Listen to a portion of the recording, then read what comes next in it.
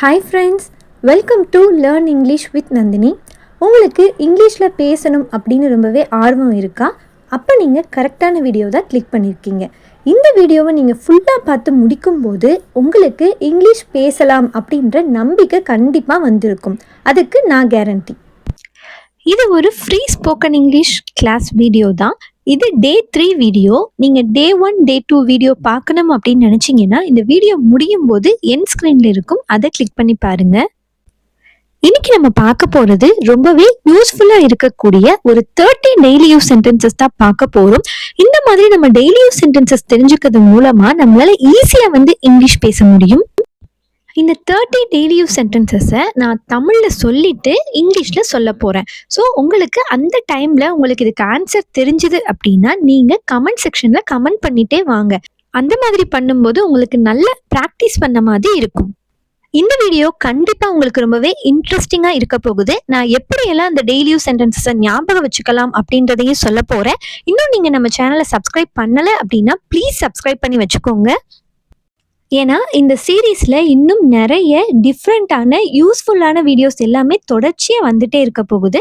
அதெல்லாம் நீங்கள் பார்க்கணும்ல. ஸோ மறக்காமல் சப்ஸ்கிரைப் பண்ணிக்கோங்க. அப்படியே நம்ம வீடியோவை லைக் பண்ணிவிட்டு பார்க்க ஆரம்பிங்க. முக்கியமான ஒன்று, வீடியோவை ஸ்கிப் பண்ணாமல் பாருங்கள். நான் இந்த வீடியோ முடியும் போது கடைசியாக உங்களுக்கு ஒரு கொஸ்டின் கேட்பேன். அதுக்கு ஆன்சரையும் கமெண்ட் செக்ஷனில் கமெண்ட் பண்ணுங்க. வாங்க இப்போ வீடியோக்குள்ளே போகலாம். இன்னொரு முறை அப்படின்றது எப்படி சொல்லலாம் இங்கிலீஷில்? Once more. ஒன்ஸ் மோர் அப்படின்னா இன்னொரு தடவை, அந்த மாதிரி அர்த்தம். அன்பாக இரு, எல்லார்கிட்டையும் அன்பா இரு அப்படின்றதுக்கு பி கைண்ட். எப்படி சொல்லலாம்? Be kind. எனக்கு புரிகிறது, எனக்கு இந்த விஷயம் புரியுதுப்பா அப்படின்றது எப்படி சொல்லலாம்? I understand. I understand. நன்றாக சாப்பிடு. இப்போ ஒருத்தட்ட சொல்லணும் நீ நல்லா சாப்பிடு அப்படின்றது எப்படி சொல்லலாம்? Eat well. Eat well. எல்லாரும் கமெண்ட் பண்ணிட்டே வாங்க தெரிஞ்சது அப்படின்னா. நேர்மையாக இரு அப்படின்றது எப்படி சொல்லலாம்? Be honest. Be honest. நேரம் முடிந்தது. இப்போ எக்ஸாம்ல எல்லாம் சொல்றோம்ல, உங்க டைம் முடிஞ்சிருச்சு அப்படின்றது எப்படி சொல்லலாம்? டைம் அப்.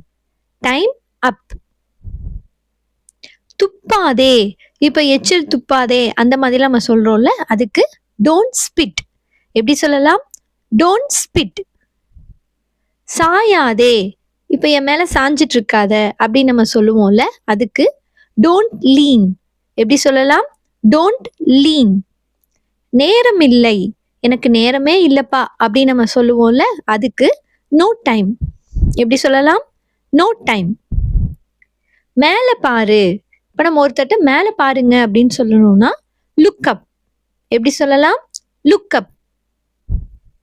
மகிழ்ச்சியாக இரு, சந்தோஷமா இரு, ஹாப்பியா இரு அப்படின்னு நம்ம சாதாரணமா சொல்லுவோம். அதுக்கு பி ஹாப்பி. Be happy. இங்கேயே இரு. இங்கேயே இரு அப்படின்றது எப்படி சொல்லலாம்? Stay here.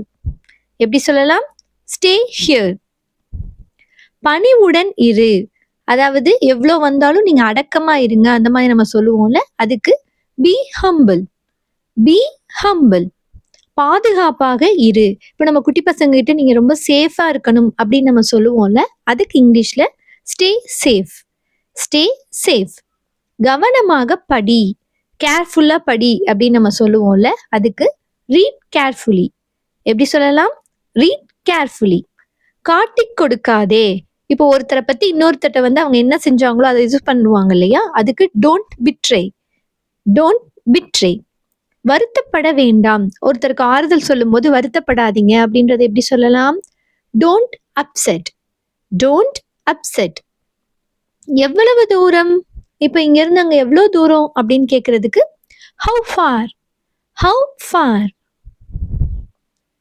முயற்சி செய்யலாம். இதை நீ ட்ரை பண்ணி பார்க்கலாம் அப்படின்னு நம்ம சொல்லுவோம்ல, அதுக்கு லெட்ஸ் ட்ரை. எப்படி சொல்லலாம்? Let's try. வாழ்த்துக்கள். இப்போ ஒருத்தருக்கு நம்ம ஒரு வாழ்த்து சொல்லணும், அது எப்படி சொல்லலாம்? எல்லாருக்குமே தெரிஞ்சது தான் ஆல் தி பெஸ்ட். எப்படி சொல்லலாம்? All the best. என்னை கூப்பிடு. என்னை நீ கூப்பிடு அப்படின்றது எப்படி சொல்லலாம்? Call me. Call me. அடிக்காதே. நீ வந்து யாரையும் அடிக்கக்கூடாது, அடிக்காத அப்படின்றது எப்படி சொல்லலாம்? Don't hit. Don't hit. பொய் சொல்லாதே. நம்ம குழந்தைங்கிட்ட சப்போஸ் நீ வந்து பொய் சொல்லக்கூடாது அப்படின்றது எப்படி சொல்லலாம்? Don't lie. Don't lie. எழுந்திரு. இப்ப காலையில நம்ம எழுப்புறோம். எழுந்திரு அப்படின்னு நம்ம சொல்றதுக்கு எப்படி சொல்லலாம்? Get up. Get up. நானும் தான். இப்ப நம்மளையும் சேர்த்து ஒரு விஷயத்துல சொல்லும்போது மீ டூ. எப்படி சொல்லலாம்? Me too. ஏற்றுக்கொள். இப்ப எது வந்தாலும் அதை நீ ஏத்துக்கோ அப்படின்னு நம்ம சொல்றோம்ல, அதுக்கு அக்செப்ட் திஸ். என்ன சொல்லலாம்? Accept this. ஏமாற்றாதே. இப்போ ஒருத்தவங்களை ஏமாத்தக்கூடாது அந்த மாதிரி நம்ம சொல்லுவோம்ல, அதுக்கு டோன்ட் சீட். Don't seat. இங்கே பார் அப்படின்றது எப்படி சொல்லலாம்? இங்க பாரு அப்படின்றது எப்படி சொல்லலாம்? Look here. Look here. என்னை நம்பு. இப்போ ஒருத்தட்ட உங்க ஃப்ரெண்டுகிட்ட என்ன நீ நம்பலாம், என்ன நம்பு அப்படின்றது எப்படி சொல்லலாம்? Believe me. Believe me. தொடர்ந்து செய். இப்போ ஒரு விஷயத்த ஒருத்தருக்கு நம்ம என்கரேஜ் பண்றோம், இதை நீ தொடர்ந்து செய் அப்படின்றது எப்படி சொல்லலாம்? Carry on. Carry on. அவ்வளோதான். நம்ம ஒரு 30 டெய்லி யூஸ் சென்டென்சஸை ரொம்பவே குவிக்காக வந்து பார்த்துட்டோம். இப்போ உங்களுக்கான கொஸ்டின். சிரிக்காதே அப்படின்றத எப்படி இங்கிலீஷில் சொல்லுவீங்க அப்படின்றத எல்லாருமே கமெண்ட் பண்ணுங்க. ரொம்பவே ஈஸி தான். ஸோ எல்லாருமே கமெண்ட் பண்ணுங்க.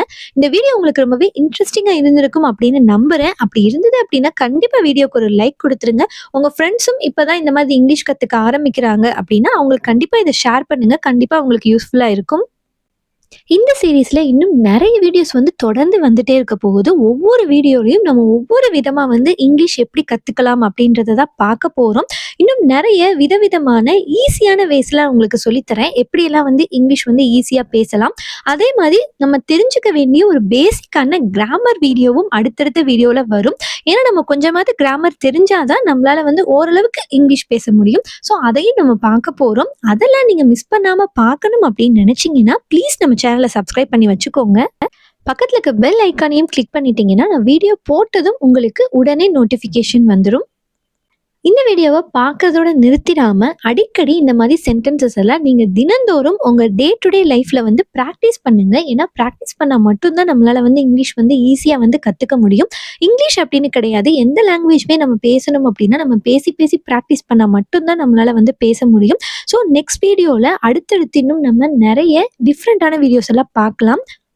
உங்களுக்கு இந்த 30 சென்டென்சஸை நான் தமிழில் சொல்லிட்டு இருக்கும்போதே தெரிஞ்சுது அப்படின்னா நீங்கள் தவறாமல் கமெண்ட் செக்ஷன் ஓப்பன் பண்ணி வரிசையாக கமெண்ட் பண்ணிட்டே வாங்க. அந்த மாதிரி கமெண்ட் பண்ணும்போது உங்களுக்கு அந்த சென்டென்சஸ் வந்து ரொம்பவே பழகுன மாதிரி இருக்கும். ஸோ உங்களுக்கு பேசும்போது அது ரொம்பவே ஈஸியாக இருக்கும்.